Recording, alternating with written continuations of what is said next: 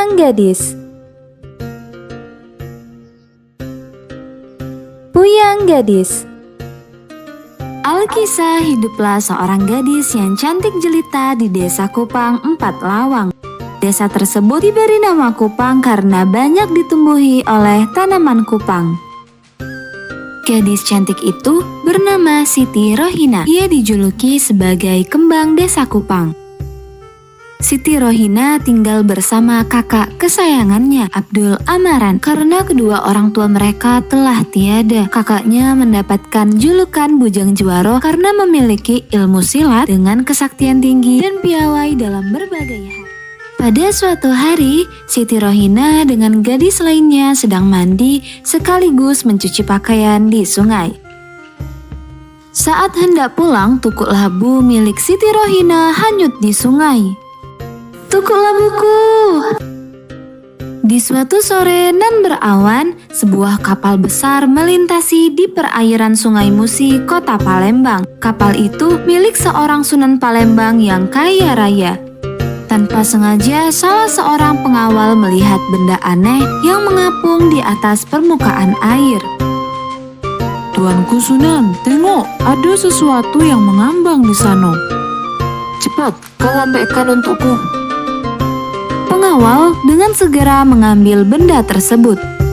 Benda ini aneh nian, Tuanku Sunan. Alhasil mereka menemui ahli nujum dengan kemampuan yang sangat mumpuni dengan harapan dapat mengetahui seluk-beluk benda aneh yang ditemukannya. Coba kau cari tahu benda apa ini dan siapa pemiliknya. Kemudian ahli nujum mengambil benda itu dan mengucapkan mantra sambil memejamkan matanya. Tak butuh waktu lama, ahli nujum itu sudah mengetahui nama benda itu, pemiliknya, serta dari mana benda itu berasal. Benda ini namanya tukuk labu, biasanya dipakai untuk narok perlengkapan mandi. Ini punya gadis belaga, Siti Rohina namanya. Dia adalah kembang desa, tetapi dia berasal dari keluarga yatim piatu dan miskin. Kau cari tahu di mana rumah Siti Rohina? Baik, tuanku.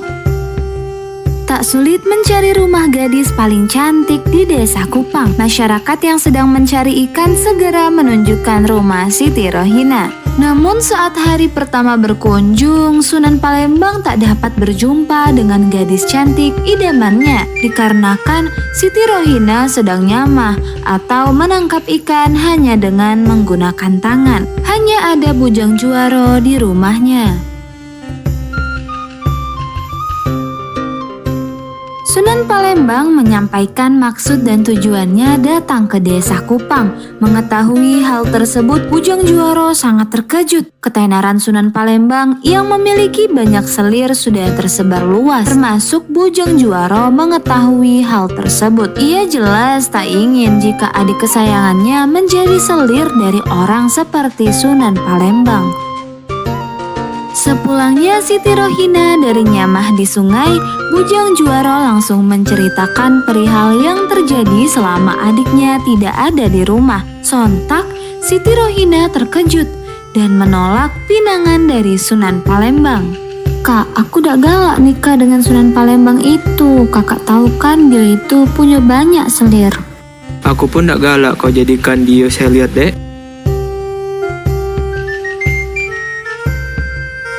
Kakak punya akal. Kaget kalau Sunan itu datang lagi ke sini. Kau sembunyilah dulu di desa sebelah, Batu Panca. Jangan balik sebelum rombongan Sunan itu pergi. Iya kak.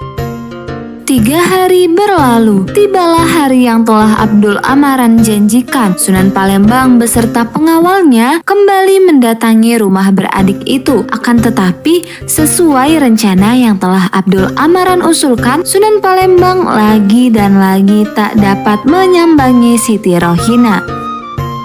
Di mana Siti Rohina? Maafkan aku Sunan, Siti Rohina sedang tak ada di rumah. Abdul Amaran menolak secara halus. Namun, Sunan Palembang mulai mengetahui siasat yang telah Abdul Amaran lakukan. Sunan pun marah dan mengerahkan pasukannya untuk menyerang Abdul Amaran. Namun, kesaktian Abdul Amaran tak dapat tertandingi. Sunan Palembang pun pulang harus menerima kekalahan dengan tangan kosong.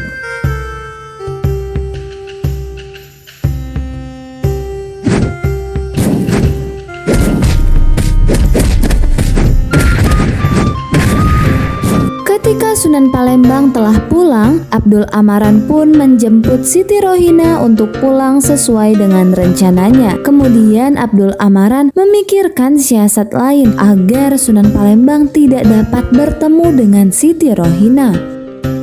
Akhirnya Abdul Amaran beserta warga desa Kupang sepakat untuk membuat lubang persembunyian untuk Siti Rohina. Setiap kali Sunan Palembang datang, Siti Rohina akan bersembunyi di dalam lubang.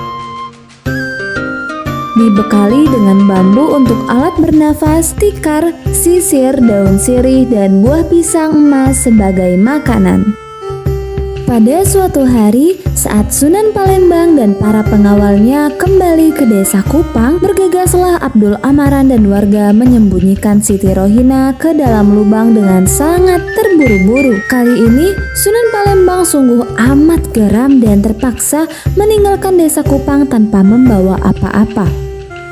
Bergegaslah Abdul Amaran dan warga menyembunyikan Siti Rohina ke dalam lubang dengan sangat terburu-buru.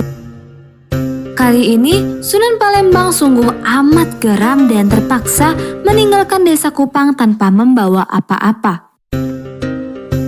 Seketika Abdul Amaran tersadar dan tersentak bahwa dirinya lupa memberikan bambu yang biasanya digunakan Siti Rohina untuk jalur pernafasan. Alamak, aku tak teringat masang kebulu pernapasan di lubang tempat Siti Rohina bersembunyi. Segeralah mereka menggali lubang tersebut. Tapi alangkah terkejutnya, di dalam lubang tak dijumpai Siti Rohina, hanya menyisakan sehelai pakaiannya saja. Lalu tiba-tiba terdengarlah suara gaib dari Siti Rohina. "Umana ada anak cucu aku yang kecantikannya lebih dari aku, maka dia nadekan panjang umur. Dia pasti mati muda, maka nada terjadi hal yang sama loh aku." Tukan itu membawa petaka bagi warga desa Kupang karena gadis Kupang yang cantik jelita selalu saja mati muda atau meninggal sebelum menikah. Dan kuburan Puyang Gadis selalu meninggi beberapa sentimeter tiap tahunnya. Puyang Gadis.